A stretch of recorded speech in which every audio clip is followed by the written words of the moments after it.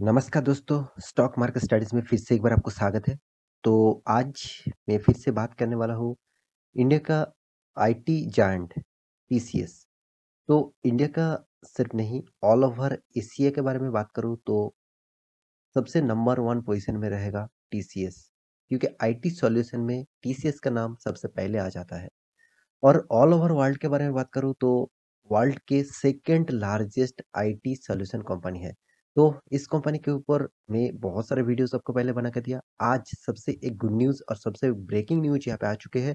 उसी के बारे में बात करूँगा, तो वीडियो को पूरा लास्ट तक देखना और अभी तक आपने इस चैनल को सब्सक्राइब नहीं किया तो ज़रूर फटाफट सब्सक्राइब कर लीजिए, क्योंकि आपको डेली बेसिस बहुत सारा इन्फॉर्मेशन इस चैनल के माध्यम से आपको मिलता रहेंगे। और आप स्टॉक मार्केट में काम करते हैं तो सारे के सारे लिंक नीचे आपको डिस्क्रिप्शन में मिल जाएगा, वहाँ से जाकर चेकआउट कर सकते हैं।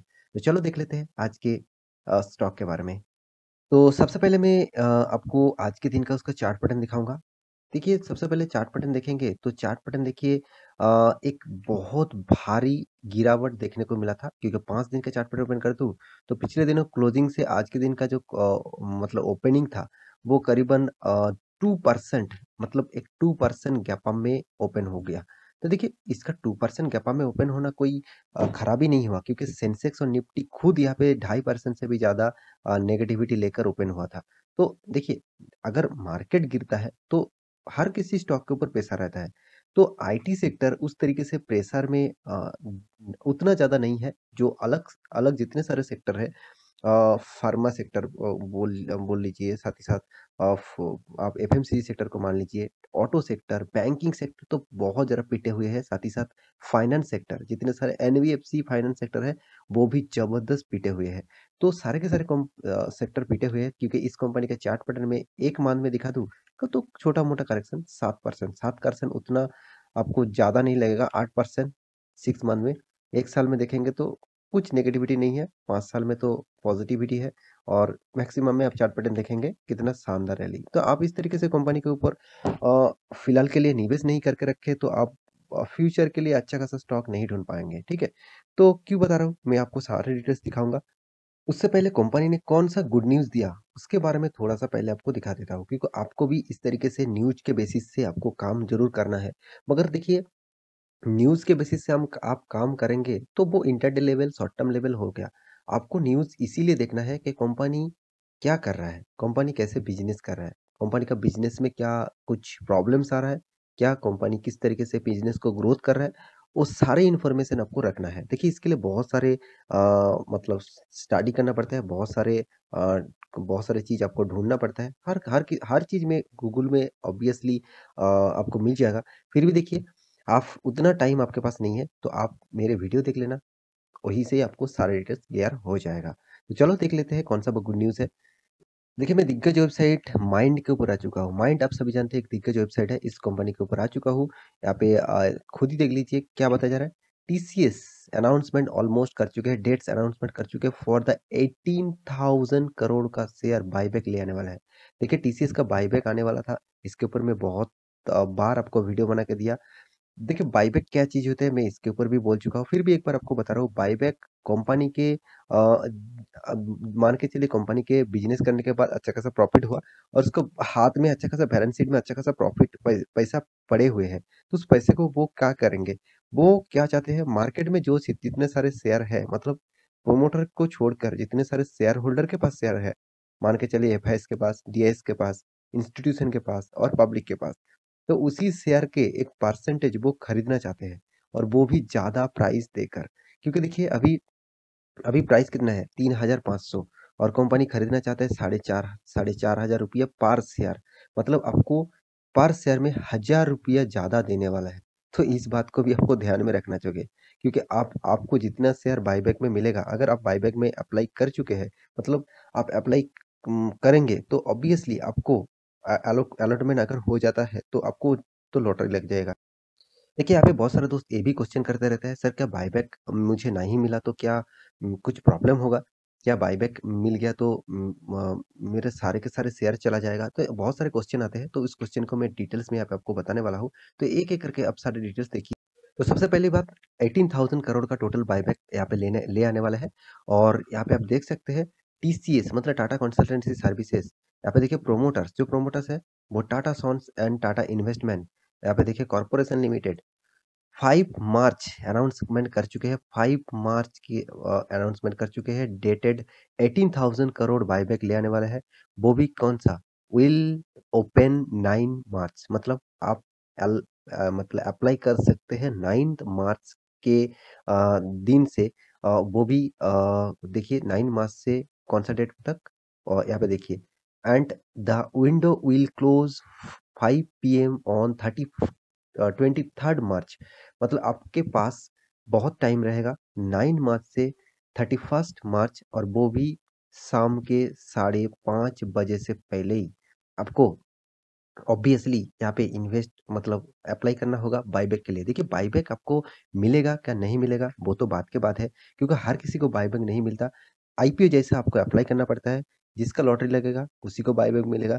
फिर भी देखिए मान के चलिए आपके पास 100 शेयर है, आपको अगर अलॉटमेंट हो भी जाए, तो भी आपको 100 शेयर के लिए आपको एलोकेशन नहीं होगा। इसके एक परसेंटेज है, वो भी परसेंटेज कंपनी कितना डिसाइड करेगा। मान के चलिए मैं अप्रोक्सिमेटली आपको बता रहा हूँ, मान के चलिए 35% आपको अलॉटमेंट दिया है। किसी का मतलब लग गए, मतलब किसी का बायबैक लग गया तो उसको 30% अलॉटमेंट होगा। मतलब आपको 100 शेयर में 35 वहाँ से निकल जाएगा। आपके पास 65 जो शेयर्स है वो आपको फिर से डीमैट अकाउंट में ट्रांसफर किया जाएगा, और बाकी 35% का जो शेयर आपके अलॉटमेंट में हुआ, मतलब 35 शेयर के हिसाब से जितना प्राइस होगा उसका उतना प्राइस आपका बैंक अकाउंट में ट्रांसफर किया जाएगा।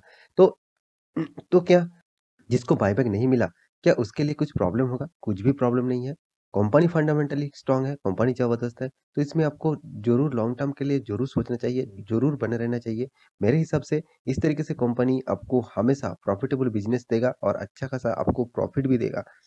तो मेरे हिसाब से इस कंपनी बायबैक आपको नहीं भी मिला, तो भी कोई बात नहीं, और बायबैक मिल भी गया, तो आप शेयर को बेच सकते हैं, और वो भी पूरा शेयर आप नहीं बेच सकते, आपका एक परसेंटेज है रहेगा, उस परसेंटेज के बेसिस से आप शेयर बेच सकते हैं।